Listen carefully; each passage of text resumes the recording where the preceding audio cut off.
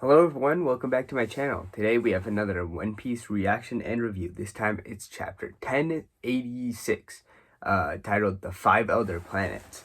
Now, really the only spoiler I had for this chapter before, coming in and reading it right now is the title. And really, it just gets me excited, if anything. I'm guessing we're going to get the other Gorosei's names, and, they're probably all going to relate to planets, like everyone's been saying. I don't know what all the significance of their names will be, but it'll definitely be interesting to see nonetheless. Also, I am a bit sick right now. I don't know how much that will come in the video, but I'm just sort of slightly sore throat, just sort of low energy right now, so yeah. But let's just get into the chapter. Alright, so we start off with a bit narration, and so the curtains close off.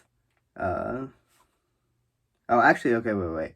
We have a little cover spread first, but it's just the Shroud's like playing in a puddle after some rain or something. But anyway, the narration says, and so the curtains drew closed on the reverie before the news of King Cobra's murder came to light.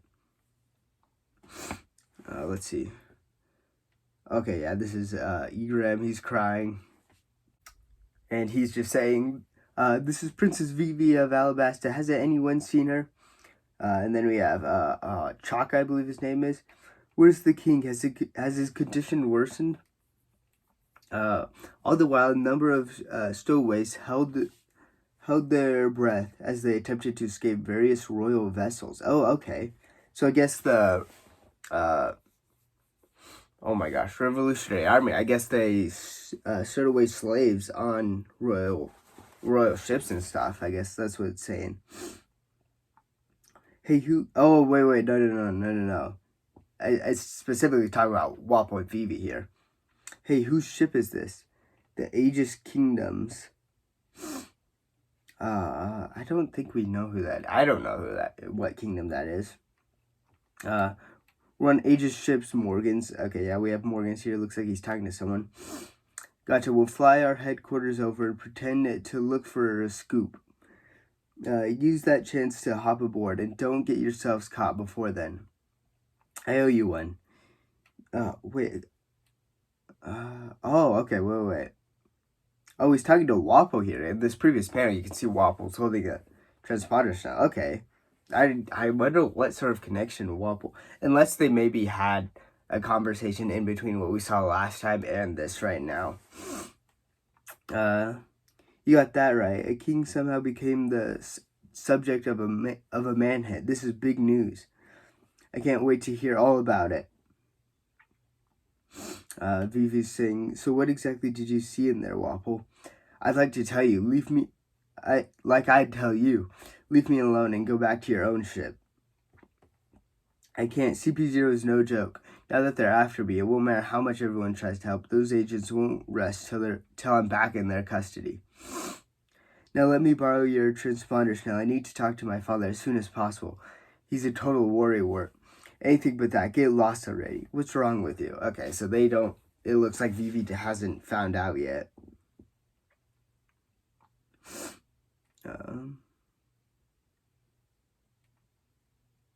Okay, yeah, it looks like this is CP0 right here.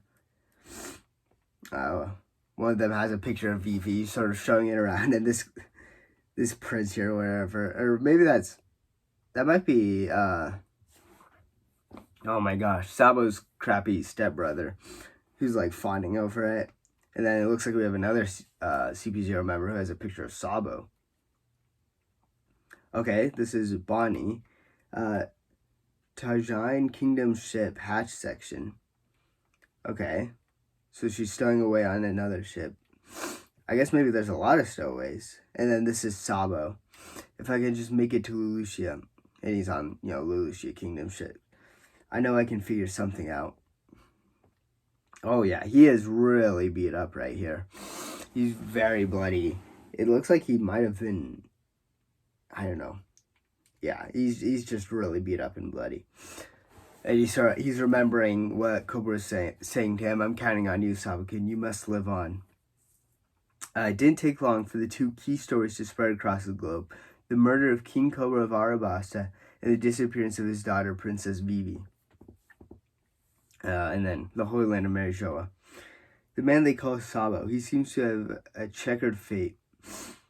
How else can you account for him constantly being surrounded by those who bear the letter D?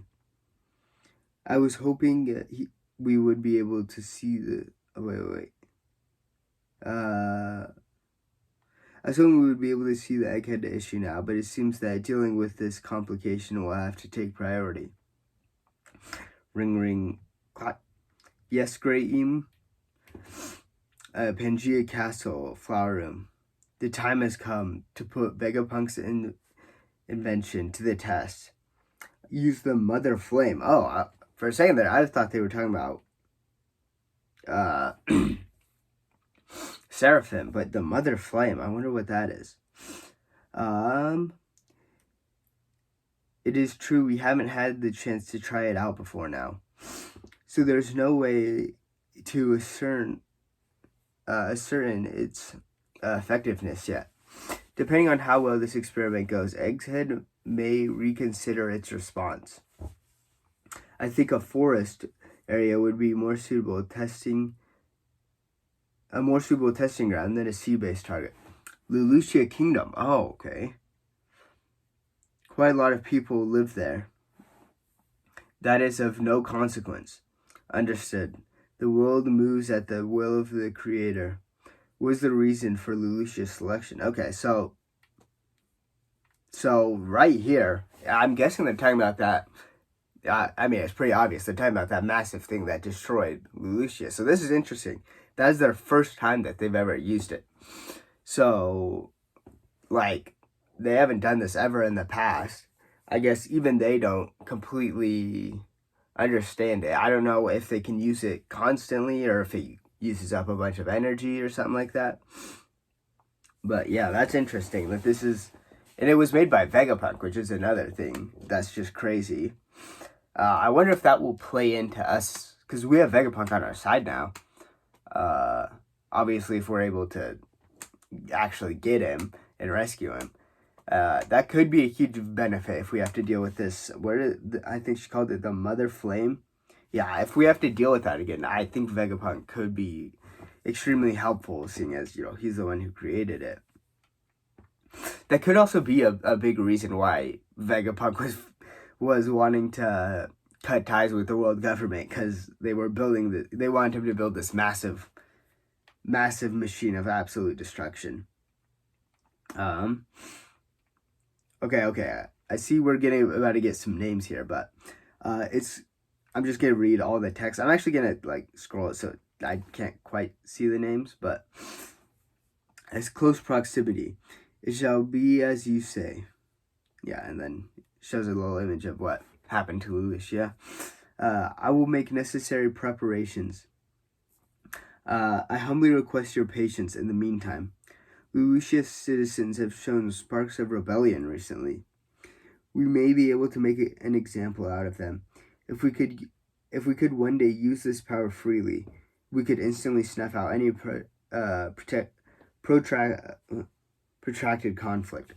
Okay, so yeah, they say if we could this one specifically, I think people call him Samurai Gandhi. I mean, we're about to get his name right here, but he said if we could one day use this power freely. So I guess that sort of shows that there are a lot of just implications. I don't know what all it could be. Obviously, they don't talk about it here, but they can't use it constantly. But anyway, we're about to get the names right here. Okay. Oh, okay, wait. Before I even saw the names, they actually all have titles, which is interesting. So 5 elder planets, all of them are 5 elder planets. I won't read that every time. Defense Science Warrior God, St. J. Garcia Saturn. We knew that one, but we didn't know this title. Defense Science Warrior God.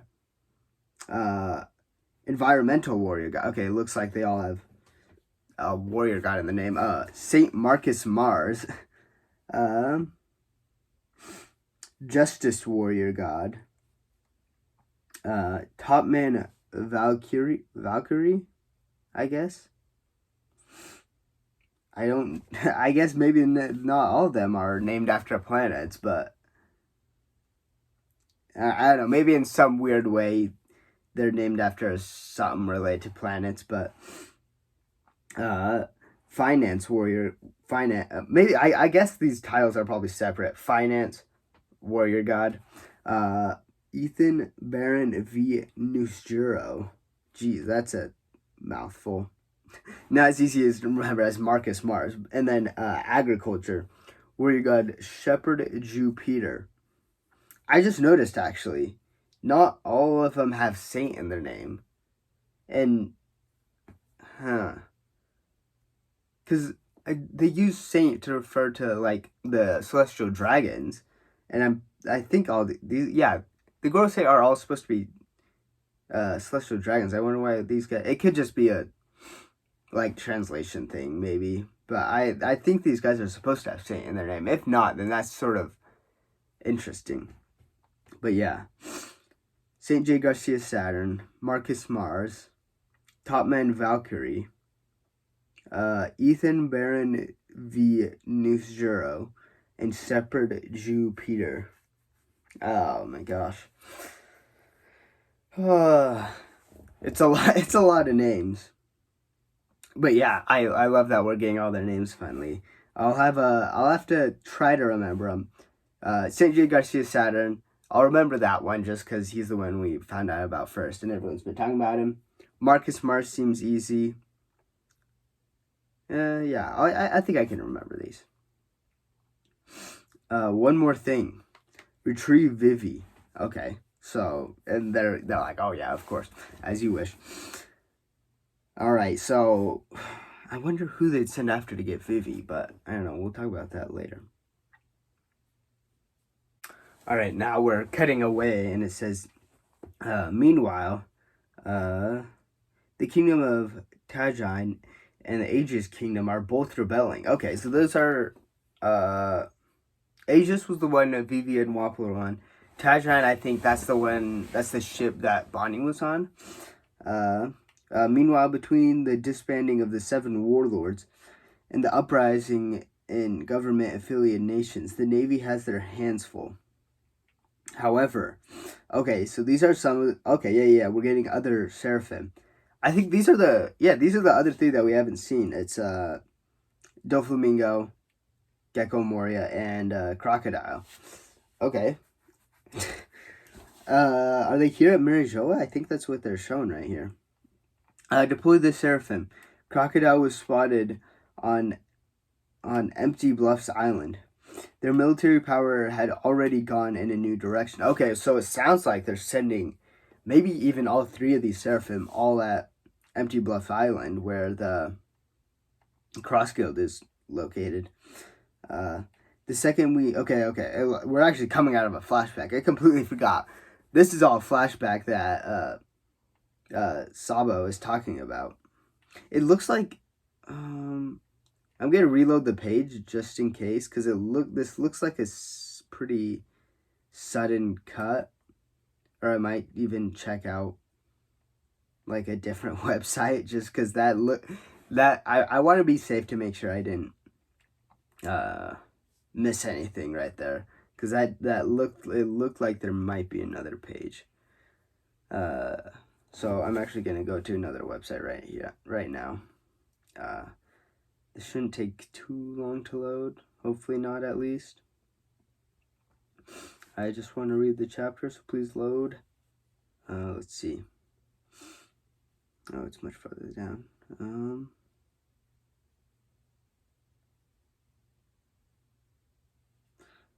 Man, is this chapter longer than normal? It might be. Because already it seems, unless I'm like right at the end, then that would make sense. But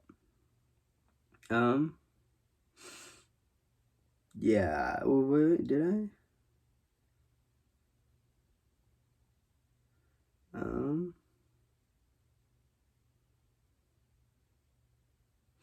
I'm on a different website right now just to make sure. I don't know. I guess not. I guess I didn't miss a page, but okay. Well, I guess I sort of just wasted my time then. let me get back to where I want to be. Sorry, I'm taking a while. I just wanted to make sure I didn't miss anything. I'm getting back to the website I normally use just because it works better for me. It just loads better, and it normally, I've noticed it has a less chance to skip the pages, I guess, but I don't know, I guess I didn't miss anything. The second we docked at Lulusia, the people arrested King Seki and Princess Komane, just as they were just waiting to ambush the royals. Okay, so the people were like rebelling, and they just, yeah, exactly what he said. They arrested the king and princess. Since I was a stowaway, they welcomed me with open arms. That's when I saw the papers. They found out that they pinned King Cobra's murder on me. Unsurprisingly, the people there considered me a hero. I wanted to tell them the truth, but when I saw how that lie fanned the flames of rebellion within them, the words died in my mouth. Betty and the others had already inspired a lot of them, and I ended up bringing many of those hopeful recruits back with me. I couldn't make direct contact without an encryption snail, so I rerouted my call through the island while we were setting sail. Oh, okay. So the call... Okay, so it's just showing that I guess he called one transponder snail. It looks like there's two transponder snails that are set up next to each other. So we called the one that was on Lucia, which was, right next to another one on Lucia, which was going to the Kamabaka Queendom. I knew the government would intercept the signal, but doing it like that was sure to fool them into thinking I was still on Lucia. However, I was just within range, having already set out to sea with our new enlistees. So the annihilation of Lucia really did happen during that call. Yeah, everyone on board was hysterical. A lot of them had family on the island. Oh, okay, so he didn't save the whole kingdom. I think that sort of made sense. He was just getting everyone that wanted to join the rebellion. They saw their country obliterated right in front of their eyes. Despicable. How in the world did they do it? An enormous shadow seemed to engulf the sky above us. In the next moment, everything was gone. An enormous shadow? There's no way it was caused by a living thing or some natural disaster. Something pitch black was flying above the clouds. See, that's what's really interesting. Like, Vegapunk made this, and it's like massive. It's probably like the size of an island, like maybe a smaller island, but still, it's huge, and it's flying in the sky. Like, holy crap. Sabo, earlier they said they used the name Eam. Right, this may be a little out there, but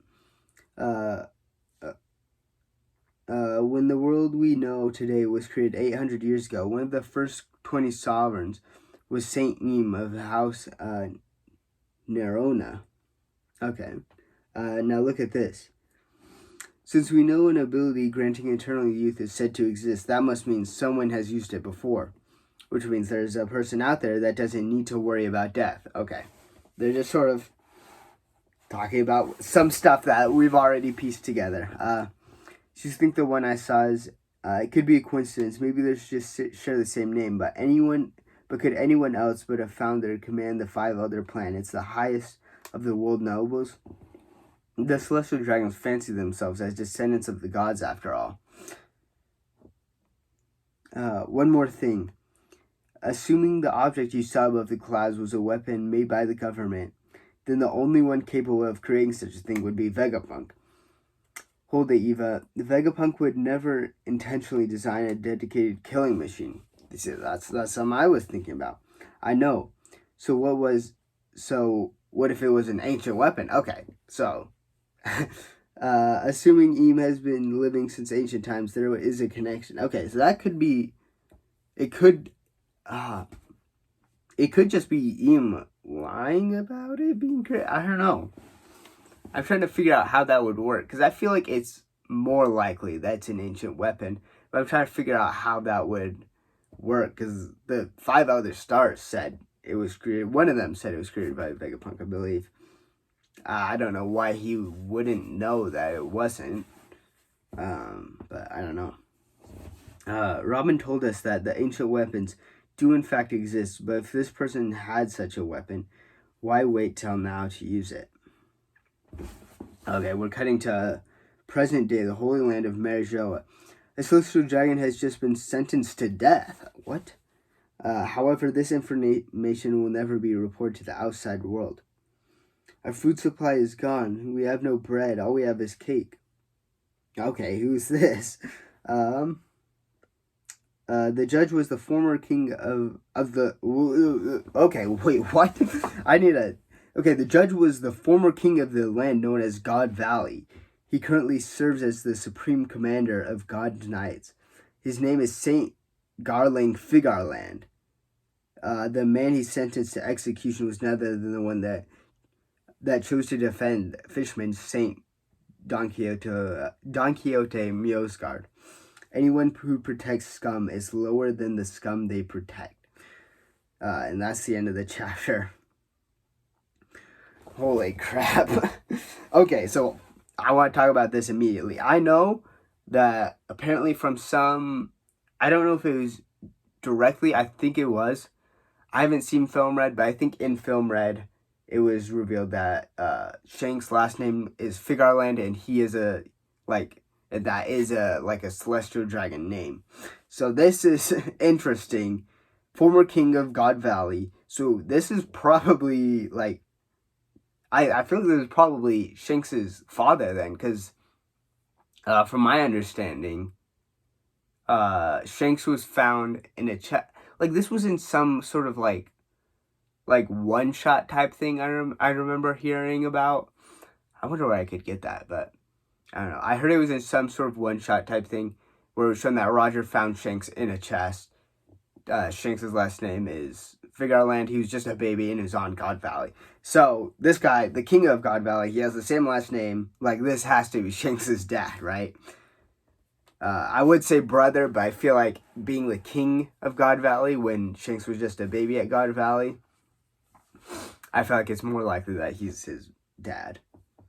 And if he was his grandpa, that might be too old. But he's one of the God's Knights. It might be the outline that everyone is saying, oh, this is Shanks right here, right? Or like some relative as Shanks. This might be him. I might have to go back and check that outline, but I feel like this is probably him. He has the sword right there.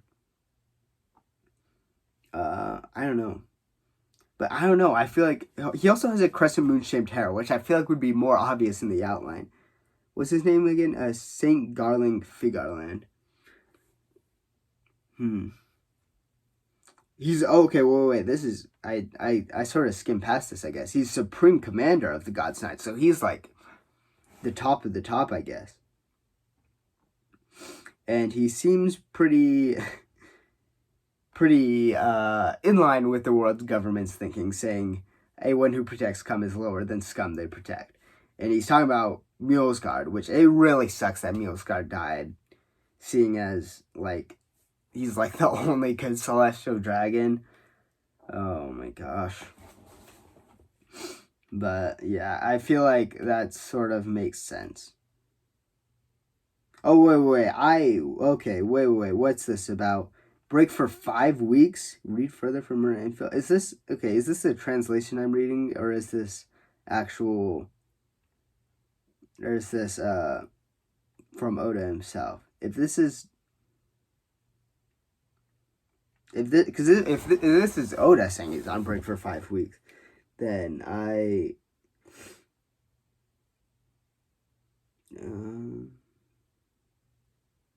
okay, I think this is just this certain translator's wait, is it? Thank you for... Okay, wait, maybe it's not. To our readers, thank you for reading One Piece. To accommodate Oda Sensei's upcoming eye surgery, One Piece will be taking a break from issue 29 until issue 32. So from June 19th to July 10th. We're very sorry for the delay. Thank you for understanding. Civilization is scheduled to resume in issue 33. Your continued support for One Piece is greatly appreciated. Okay. Jeez. 5-week break. That's gonna suck, but it makes sense. If Oda needs eye surgery, that's pretty important. He better, get that done. Man. But leaving it off with so much stuff. I mean, we've had so much stuff for these last, 7 chapters. What? I don't know how many it is. A lot of chapters. We've just had so much stuff. 5-week break, it's a lot. But also, we have a lot of stuff to sort of chew on right now. Let me go through the chapter. This feels like a longer chapter. I don't know if it is, but I sort of talked about a lot of stuff as I read it, but yeah, so Aegis Kingdom, that's the ship Wappo and Vivi were on. I don't know how much we know about that kingdom. It might have been talked about at some point, but I don't recognize it. We have CP0 looking for Vivi and Sabo. So, I don't know. CP0 might be... I don't know how far they're going to go with tracking them down. If, CP0 will end up... Because I don't know what all their intentions are. I don't know if they'll be... If they might, if they might want to, arrest or punish Vivi in some way for what her father did. Because they know about the letter, and they probably think that Vivi would have it, or someone has it. So I don't know how they're going to handle that situation.